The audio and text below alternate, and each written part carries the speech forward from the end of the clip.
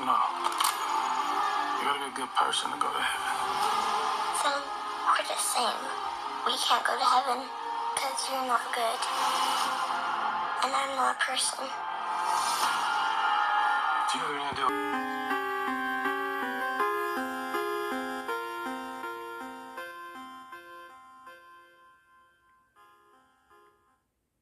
So I surprised everyone. I got to see this movie, and this was very, very good. This was Gareth Edwards doing well. He didn't get to do Rogue One or finish it the way he wanted it to, so he did this, and it does reek of Rogue One. It also reeks of another movie, but I'm going to give my letter grade. When I give my letter grade, this will be the end of the non-spoiler review. So if you don't want to be spoiled on this movie, move on past the letter grade because I'm going to talk a little bit about it. Now, my exposure to AI movies have been like Terminator, Terminator 2, The Matrix. I think I saw a little bit of I, Robot with Will Smith based on Isaac Asimov. And Isaac Asimov also did the movie Artificial Intelligence with Haley Joel Osment. And that is one of my favorite movies about robots is AI. And it's a very, very good movie. If you have not seen this movie, if you have not seen AI with Haley Joel Osment, I think it might be free to watch on YouTube with ads. If not, it's worth the money. It's probably pretty cheap, probably $10. But watch that movie after you watch The Creator. So you got it here. So let me see the cast here because we got to get the cast, right? That's very important because I recognize Alice and Jenny and I don't recognize anybody else. I'm sorry. These are new actors, brand new actors. Everybody's new. So you got John David Washington, who's the hero. You got Gemma Chan, who is like the damsel, the love of his life, who is come and gone. Ken Watanabe, he's a machine. There are machines and the humans, right? You got Sturgill Simpson, Amar Chadha, Allison Jenny is a military grunt, the person in charge. You got Ralph Ineson as another grunt, the military authority, Danny McBride, Red Pereira. So you got all kinds of people. Karen Aldridge, Dr. I don't think I remember seeing her. Robbie Tanias, I did see him. But the star is Madeline Una Voyles. Madeline Una Voyles as Alfie.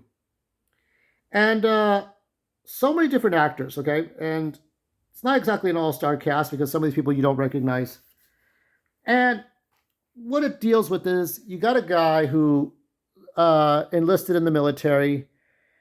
Maybe he was a cop and maybe he moved to military. I don't know, but he was in a undercover infiltration into AI for years. He met Maya. So I'm trying to think of what is Joel playing here. I'm sorry, I'm being an idiot.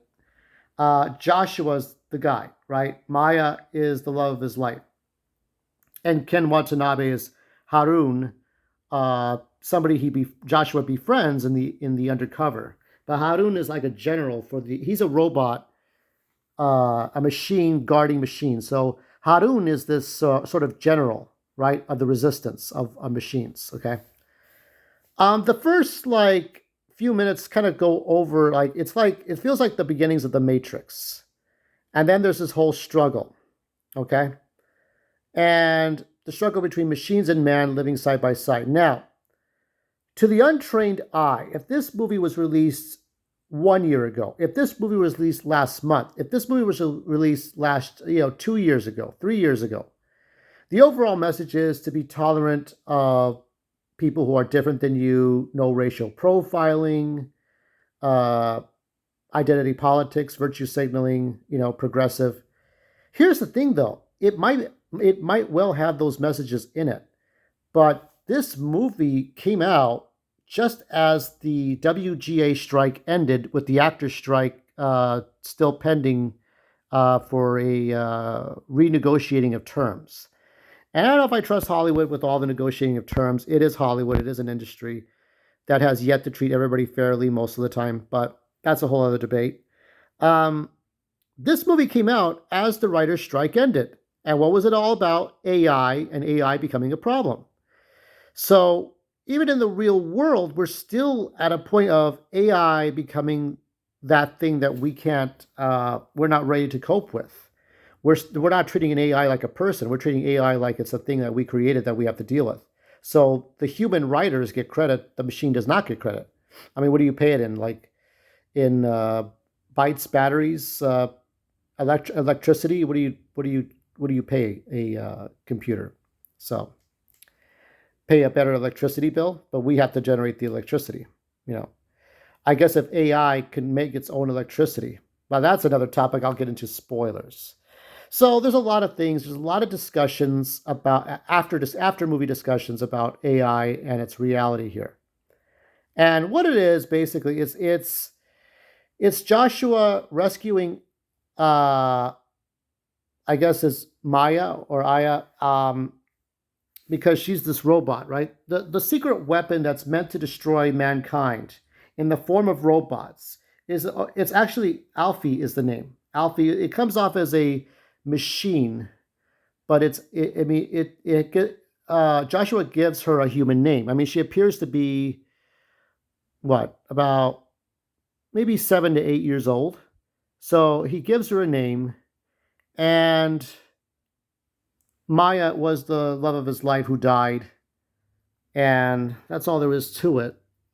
But he gets dragged back into a mission to stop the secret weapon by Allison Janney and the other guy, the general, the 4-star general, right?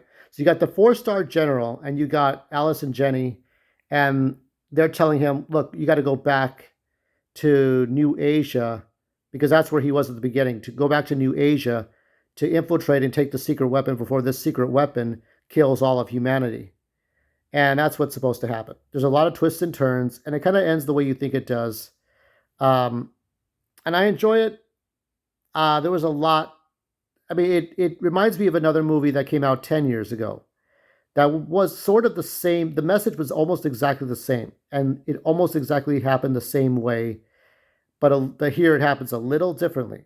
So the originality is not completely there. But what you get is more of the kinds of movies that we used to see 10 years ago. But we have replaced them with the Star Wars, which is ironic because, Gareth Edwards did Star Wars. And we get superheroes. So it's time to give a score. I'm going to give this movie an A-. Well-deserved. This is a good movie. This will tide you over until Aquaman Lost Kingdom. If you're getting tired of the superhero movies and Star Wars and maybe John Wick, if you want something that's a sure thing, this is a sure thing, I think. Regency, this is not the typical studio movie, so it is progressive, and I think the timing was just right that this movie came out when the strikes were ending about this very topic. I mean, I would say that the writer's strike is a briefing for what we saw in the theaters for over 2 hours. And now for spoilers. Oh, let me tell you, this movie, now you see some machines there. They look like Johnny Five. I bet that's what Gareth was going for. But the movie I was thinking of, before I even do a little slideshow here, was Elysium with Matt Damon. I was thinking of Elysium. That's the movie I was thinking of. It almost watching this movie felt like a spiritual sequel to Elysium.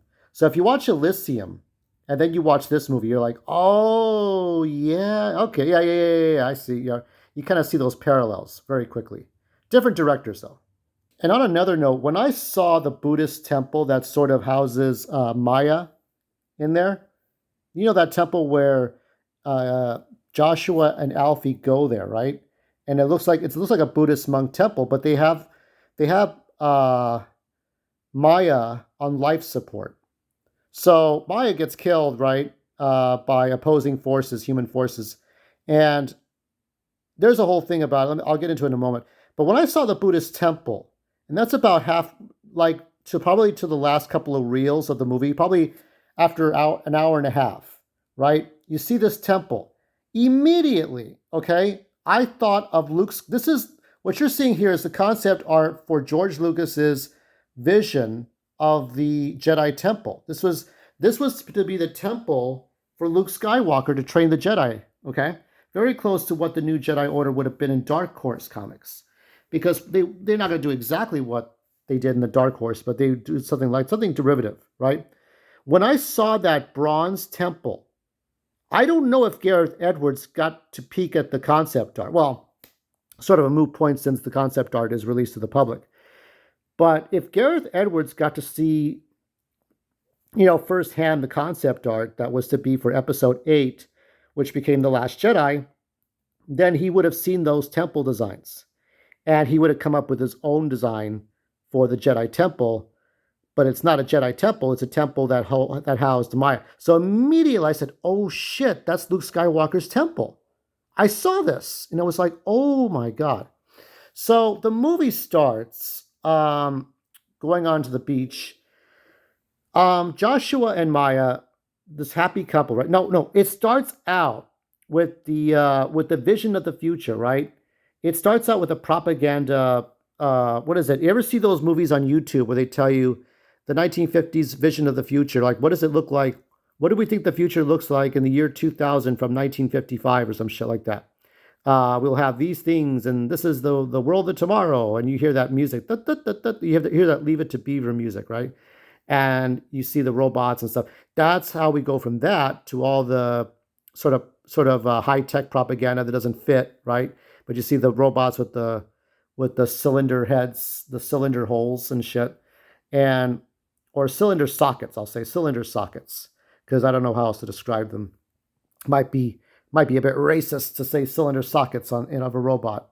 And so it goes from that to Joshua. I like the scene where they're together. Joshua and Alfie. Joshua and Maya were her husband and wife, and Maya was going to have a child. And it seemed to me but I think when you see the symbol on her back, that looks like the hard axe symbol in Batman, you kind of realize that she might be a robot. Now, for some reason, Joshua has war injuries. He lost his leg, and then he would soon lose his arm. So this guy's had some bad times.